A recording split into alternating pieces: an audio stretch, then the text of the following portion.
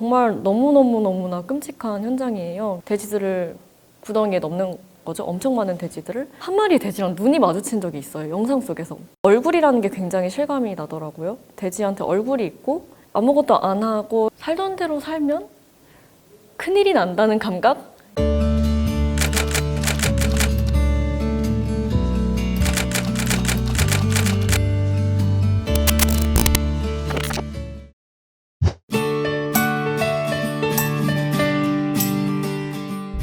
네, 안녕하세요. 저는 작가 이슬아입니다. 작가로서도 일을 하지만 해엄출판사라는 출판사를 운영하고 있고 비건 지향 생활을 하고 있습니다. 우선 최근에 동료 작가분들이랑 같이 동물시국선언, 코로나 시대의 동물시국선언이라는 어떤 프로젝트를 함께 했어요. 작가들이 동물의 자리에 서서 시국선언을 하는 것인데요. 사실 저는 되게 시트콤 같은 글을 쓰는, 재밌는 글을 쓰는 작가예요. 시국선언 같은 것에 참여를 하는 것이 언제나 두려운 작은 이야기를 쓰는 저도 가만히 있기가 되게 어려울 만큼 어려운 시대에 닥쳤다고 생각해요. 아무것도 안 하고 살던 대로 살면 큰일이 난다는 감각? 작가라는 사람들이 직업적으로 하는 게 그 타자가 되는 연습이라고 생각해요. 나 아닌 존재로 최대한 살아보려고 노력하고 그 자리에 서면 어떤 생각이나 어떤 풍경이 보이는지 바이러스 시대에 돼지의 자리에 서서 이야기를 한다는 것 뭔지 고민을 하고 각자 글을 썼습니다. 우선 2020년이 되게 힘들었잖아요. 코로나도 있었고 정말 긴 장마도 있었고 태풍도 있었고 많은 일들이 있었는데 이 정도가 시작일 거라는 사실은 2020년을 그리워하게 될 미래가 닥칠 만큼 인류세라는 말이 있잖아요. 뭔가 인간들이 굉장히 자연과 그리고 생태계와 관계 맺어온 방식이 잘못되어 온 지 조금 됐다. 지구가 어떻게 격변하고 있나 이 감각이 저한테 커다란 문제의식이기 때문에 우리가 이 지구라는 한 달걀 안에 있다. 그리고 서로 좋든 싫든 연결되어 있다. 그게 굉장히 확실한 감각으로 다가오니까 재밌는 내 얘기만 해서는 소용이 없다는 것을 알게 되는 거죠. 우선 스스로를 비건이라고 부르게 될 줄 몰랐습니다. 저는 뭔가를 주장하는 것이 되게 어색한 사람이에요. 무슨 주의자라고 이름 붙이는 것이 되게 망설여지는, 그럼에도 불구하고 비건 지향인이라는 꽤나 확고한 정체성 이름을 붙인 것은 상황이 아주 심각해서인 것 같아요. 작년 가을에 아프리카 돼지열병이 돌았잖아요. 근데 제가 살고 있는 파주에서 가까운 동네에서 살처분이 있었어요. 34,000마리의 돼지가 죽었다는 사실에 놀라지도 않는 가슴에 대해서 생각을 하게 되는 거예요. 그렇게 많은 숫자의 돼지가 왜 죽어야 되나? 라고 생각을 해보면 인간이 돼지고기를 너무너무 많이 먹으니까 공장식 밀집 사육을 하게 되잖아요. 살처분 현장의 사진을 보신 분들이 계실지 모르겠어요. 저는 그 현장의 사진이 되게 조금 충격적이었거든요. 이제 전염병을 막기 위해서 죽여야 되는데 고통 없이 죽이기 위한 시간과 비용을 들일 수 없어서 사실은 그냥 산채로 땅을 아주 깊게 파고 돼지들을 구덩이에 넣는 거죠. 엄청 많은 돼지들을. 그럼 아래에 있는 돼지들은 압사당해서 죽는 것이고 위에 이제 돼지들을 싸울수록 질식사하거나 정말 너무너무너무나 끔찍한 현장이에요. 돼지들이 가끔씩 카메라 앵글을 보거든요. 한 마리 돼지랑 눈이 마주친 적이 있어요. 영상 속에서. 얼굴이라는 게 굉장히 실감이 나더라고요. 돼지한테 얼굴이 있고 그 돼지라는 포유류한테 쾌고 감수 능력이 있다는 게 너무나 실감이 나더라고요. 쾌고 감수 능력은 쾌락을 느끼는 감각 그리고 고통을 느끼는 감각이잖아요.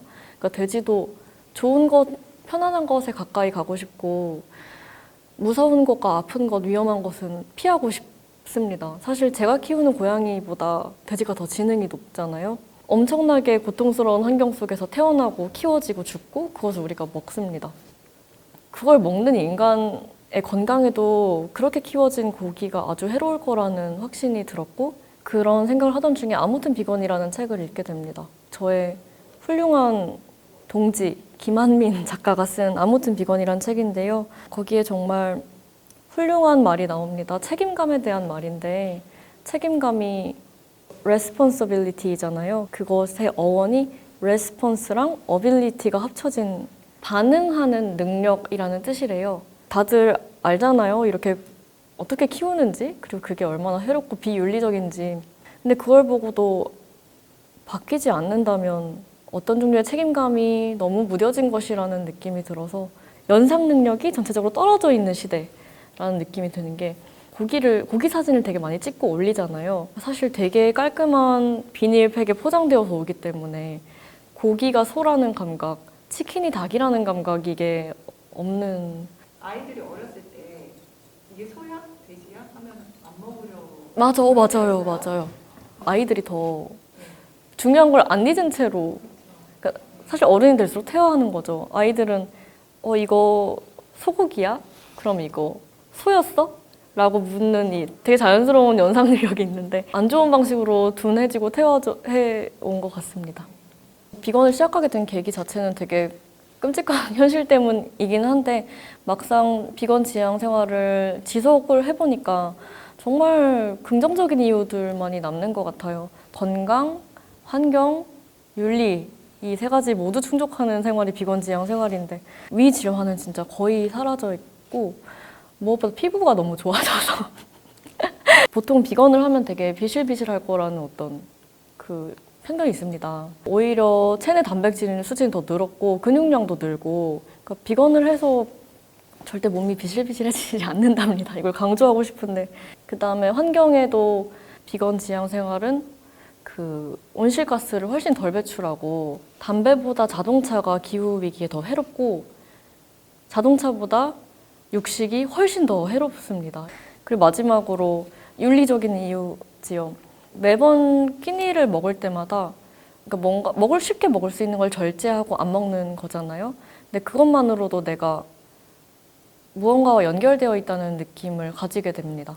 내가 오늘 무언가를 죽이는 것에 일조하지 않았다. 깨끗하고 맑고 좋은 마음의 상태. 그게 굉장히 기분이 좋은 것 같습니다. 여전히 한국은 비건 생활하기 조금 힘든 외식하면 고기라는 인식이 비건 레스토랑이 정말 많아지면 좋겠어요. 김밥철국 같은 데에 비건 메뉴가 없을까 혹은 편의점에 더 다양한 비건 메뉴가 없을까 그런 게 저는 아쉽고 정말 필요한 것이 비건 예능인데요. 고기 먹방 너무 많아서 비건 관련 음식 예능 있으면 얼마나 좋을까? 좋아하는 방송인 분들께서 비건 예능을 고려하시면 좋겠다는 혹시나 이 영상을 보시고 비건 나도 해야 되는데 너무 어렵고 살짝 부담스럽다라고 생각하실 분들 많을 것 같은데 정말 일주일에 한 번 채식하는 것만으로도 충분히 의미가 있고 한 번 고기 먹는다고 막 다 실패고 이런 거 아니거든요. 그냥 평소에 먹던 육식의 양을 줄이는 것만으로도 정말 의미가. 모두가 버리지만 모두가 치우지는 않는 세계에서 어떻게든 해보려는 사람들이 있다. 어쩔 수 없다고 말하지 않는 이들이 있다. 쓰레기가 잠깐이 아니라는 걸 똑바로 보는 부모와 자식과 자식의 자식과 노동자와 옷가게 주인과 잠수사와 소설가와 시인과 친구들이 있다. 그리고 당신이 있다.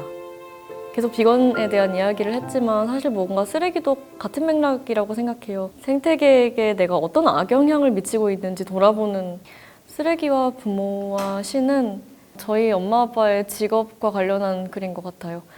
엄마 아빠가 공교롭게도 두 분 다 블루칼라 노동자들이었는데요. 되게 많은 직업을 전전하며 살아오셨어요. 그중에서 엄마가 오래 하신 일은 구제옷 장사. 산더미처럼 쌓여진 버려진 옷 거기 가서 이제 다시 쓰고 팔 수 있는 옷들을 골라서 파는 게 이제 구제옷. 아버지는 산업 잠수사였어요. 물속으로 잠수해서 해양 쓰레기를 치우는 일을 종종 하셨는데요. 근데 바닷속에 얼마나 많은 쓰레기가 있는지를 이렇게 해도 손이 보이지 않을 만큼 시야가 안 나오는데 그럼 손으로 다 쓰레기를 분간을 하는 일을 하신대요. 그럼 막 자전거, 드럼통 이런 게 만져지는 거예요. 누군가는 계속 치우고 있다는 것, 우리가 매일매일 무심코 버린 것들을 치우는 사람이 따로 있다는 것, 내가 이 쓰레기를 버리면 이게 어떻게 가서 누가 치우는지, 누가 치워도 수습이 안 되는지 그런 거를 생각하는 게 윤리라고 생각했고 2030년에 제가 거의 40인데요. 예전에는 제가 뭘 얼만큼 잘하냐, 얼만큼 성취했냐 이런 거를 꿈꿨다면 지금은 그때 세상이 나만 할까? 그런 걱정이. 10년 뒤가 사실은 굉장히 걱정이 정말 힘든 시기일 거라고 예상을 하고 있어요. 제가 한 가지 기도문을 적어왔는데 제가 쓴 것은 아니고 제가 변화시킬 수 없는 것을 감내하는 힘을 주시고 제가 변화시킬 수 있는 것을 변화시킬 용기를 주시며 이 두 가지를 분별할 줄 아는 지혜를 주소서. 이미 시작된 어떤 것을 바꿀 수는 없을 것이고 그럼에도 불구하고 할 수 있는 일이 계속 있을 거라고 생각해요. 그 두 가지를 잘 구별하고 부지런한 지구인 중 한 명이 되고 싶습니다. 사실 저 정도 말고 진짜 유명한 분들이 많이 해줬으면 좋겠는데 더 유명한 사람들이 해줄 때까지 기다릴 수 없으니까 일단 제가 어떤 식으로라도 더 유명해지고 비건 하고 나서는 조금 유명해지고 싶더라고요.